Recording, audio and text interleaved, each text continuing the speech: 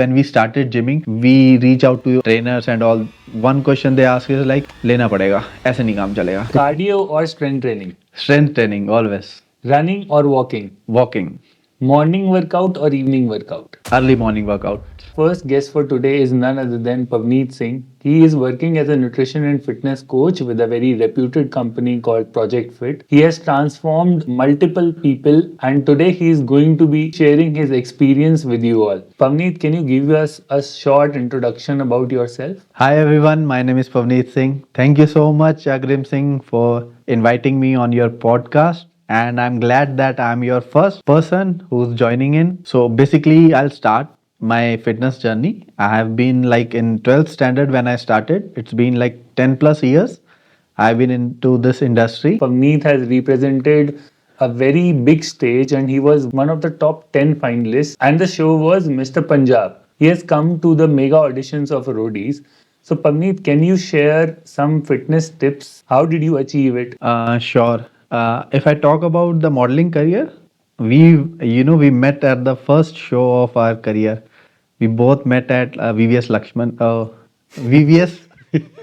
we met at VVS Lakshmi Nagar, and that was our first pageant. Then from that on, we started continuing modeling and all. We started gymming very rigorously, and my experience in modeling was not so good. Then I went to Mr. Punjab, then Roadies. When we started gymming, we reach out to our trainers and all. One question they ask is like, लेना पड़ेगा, ऐसे नहीं काम चलेगा. So this is type of industry. I'm not blaming anyone, but this kind of industry right now is booming. Yes, I think when we both started our fitness journey, it has roughly been 10 to 12 years, and we both have been in numerous gyms. I think when we started gymming, everyone was like, take this supplement, take this something, you will have to take this, work out for 3 to 4 hours, you will have to run a lot.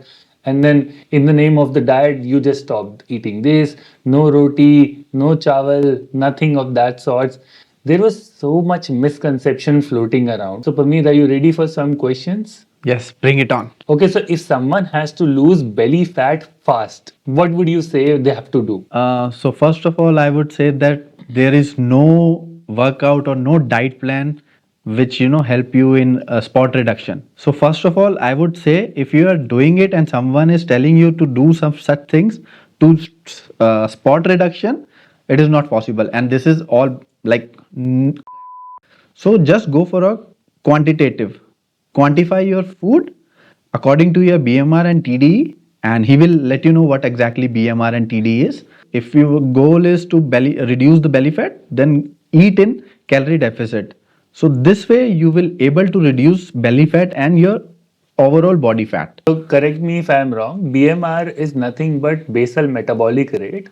Now, basal metabolic rate is nothing but calories required at rest. Let's say if you are just sitting down and doing nothing, still you need some calories to survive. And those calories are nothing but BMR. And if we add in BMR three things like physical activity level, your NEAT is nothing but non exercise activity thermogenesis. For example, the activities which we don't do intentionally, those are NEAT. And then whatever we eat also needs some calories, some energy to get absorbed and digested in your body. We call it thermic effect of food. When we add all of this, there is a hypothetical number which we call as total daily energy expenditure. Once you know both of these terminologies, it is easier for you to determine how much caloric deficit. Caloric deficit is nothing but eating less than the total daily energy expenditure number that you have gotten. What Pavneet also wanted to say, I guess, was that there is practically no shortcut for you to drop or quickly reduce your belly fat. If someone sells you with that ideology, they are just trying to mislead you. Won't you say, Pavneet? Agree. I agree with you. Don't be, like silly and like just go for everything you heard it or someone has told you. Just research about it. If you have any doubts, you can reach to the people who are, helping others to achieve their goals. Just reach out to them. They will definitely guide you in a, right manner.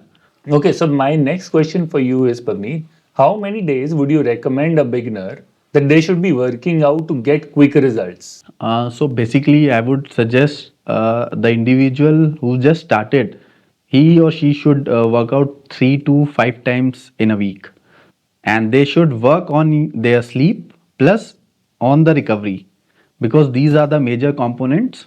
We go to the gym and break our muscles, and in kitchen we make our muscles, right? So this is, I would say, 3 to 5 times in a day, in a week. You remember, Pavneet, when we used to go to some old gyms, right? Our trainers used to say, you should come to the gym at least 6 times, if not 7 times. You come all 7 days, and in the morning, you come for a 1 hour of a cardio session and do abs. And in the evening, you train at least 3 to 4 muscles. And not even 3 to 4 muscles. I believe when we started working out, they used to make us do one part in a day. Like, for example, when we are training chest, they would make us do at least 8 to 9 exercises for the chest, and every exercise for 3 to 4 sets. That's roughly around what? 8 3 is almost 24 sets of single muscle group in one day. And the session would go for at least 1.5 hours. Don't you think this sounds very unrealistic for someone who wants to achieve result? Is it really necessary to do this much? I don't think so, because this is not the right approach. We should always, target multiple muscles at the same time. If I would say people are doing like arms, they are using or they are doing it in a single day, which is not recommendable at all, because biceps and triceps are very small muscles. Don't waste the whole day for these particular exercises. And yeah, I remember trainer used to say that do multiple exercises for particular thing, so that clients or all the people gets exhausted, so they will feel, yeah, we have done something else and our trainer doing great job. Thank you for explaining this. And my next question for you is, do you think there is any one particular diet which is best for fat loss or which gives best results? For example, a lot of clients at least come to me and say, and I sure you also face this issue, that, sir, we want to go to keto, or probably one of my friends was following this diet called intermittent fasting. They got quick results with that, right? So, according to you and your experience, is there any specific diet which makes you lose fat quicker? No. And keto and intermittent fasting, I would say, is like totally waste. We are just, harming our bodies. I'll explain you. If I talk about keto diet is basically where we eat more fats rather than carbs. We hardly take 30 to 50 grams of carbs in a keto diet. In that stage, our body, goes into ketosis process, in which where our body take energy from fats, and once we stop that diet and go back to our normal routine, that same weight what you have, the number of what you have just reduced, will gain up. So keto diet is like waste. Second thing, you mentioned about intermittent fasting, right? Intermittent fasting is like you'll be fasting for 16 hours and the remaining 8 hours you will eat. Suppose you have a calorie deficit or whatever calories you are consuming, suppose 2000 calories you are consuming, and in particular 8 hours you're not able to consume that much of calories in a go, so you hardly consume 17 or 1600 calories. In that phase you are just skipping or missing 400 calories which is necessary for your body. So kind of you are skipping one meal, then this way you are reducing. So it is not healthy approach. Just quantify your food, and that way you will achieve your results, I would say. And also in ketogenic diets, what happens is people drastically reduce their carbohydrates. And as we all know, 1 gram of carbohydrate holds almost 3 grams, 3 ml of water with it. So if someone has dropped, let's say, 100 grams of carbs, that means they're losing water weight also very fast. So you tend to see very quick results, but then once you start eating those carbs, that water weight is going to come back. So don't fall prey to the quick results. I think when it comes to diet and workout, the slower it is, the better it is. We both have been working out for almost 12, 13 years. And I think there was a time when we were working out for almost 3, 4 years. We were not seeing any results, and we used to question, are we doing the right thing? But I think the process might be slow, but then it is really rewarding in the kind of person it makes you while during that journey. Don't you think so, Pamit? 100% agree with you. I still remember we used to go to gym and ask trainers like what we are doing wrong. We have been doing working out for so long, taking our meals on a time, and then what is the reason why we cannot look like those models or like those bodybuilders? What exactly we are lacking of? Then then we used to know one terms, noids and all, something like that. You all aware of it? But yeah, we didn't go to that way. But yeah, the process is slow, but your health is the primary factor, I would say. Your high health should be like you will able to do everything. If someone says to run or like walk or like jog for 10-20 kilometers, you will able to do it, your body will able to do it. If someone says to have to lift these weights, you will able to do it. So I would say a healthy lifestyle and healthy body is like above of all, rather than looking kind of, I would say. A lot of viewers, I feel those who are watching this might not be able to go to the gym. Some people might not have enough time. Some people might not have enough money. And a lot of people ask sometimes, can they build a decent body or probably can they transform themselves at home using some home equipments without investing a lot of money? So, what is your opinion on this? Can they build or can they lose fat at home doing home exercises? Yes, they can do it, but like gym fees are hardly like 1,000 or 1,200 per month. People spend so much money on ourselves for like perfume, clothes, anything, but we can spend hardly 1,000 to 2,000 rupees in a month on our health. If you can spend that much of money, you should definitely join a gym, because strength training is the key factor. If not, then you can do home exercises, suppose push-ups, pull-ups, and I would say you can use exercises with wet towels. Just hold it and grab like this. Just make mind and muscle connection, so that would help you. These are few exercises with therabands. He is making a video, Agrim Singh is making a video with the theraband, and might be he will upload it like maybe 2 3 days, so you can watch it. As he correctly said, that if you have the luxury of the time and if you can spare a little bit of money, and practically, if I tell you, the gym rates are not even that high, right? If we start seeing our expenditures, for example, whenever we go to McDonald's, let's say, which is considered cheap these days, right? So if you buy even one meal, it will cost you at least 500, 550 rupees, which can be almost a monthly fees for someone's workout, right? If you start saving on these small expenditures, you will be easily able to gather money for your workouts. And practically, if you are a beginner, to be honest, lifting your own body gets difficult sometimes. So it is good to go to the gym because there are a lot of machines which are made in a way where you can manipulate that weight and work out in a very safe range of motion. Just in case if you do not have time, then you can buy resistance band. Resistance band just costs 500, 600 rupees. Initially, you just have to show up. You show up at home, you show up at gym, very good, but at least show up at home. Okay, so is there any perfect thing that I can eat before my meal or after my meal? And I see a lot of myths floating around this, that you must be seeing little kids working out and just after their workout popping out shakers and drinking whey proteins, right? So, what would you say for that?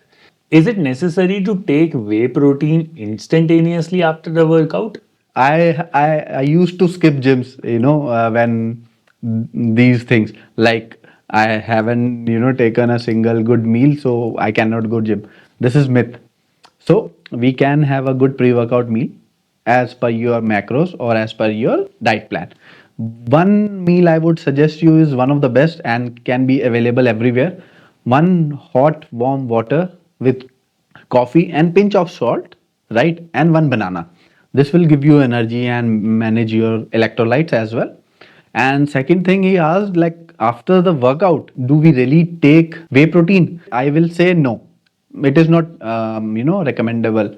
We can have a proper meal after workout. We can have a whey protein day night anytime, because we need a calories, we need a protein, carbs, fats in a whole day. So don't do that. So I think this is the major question I get asked a lot.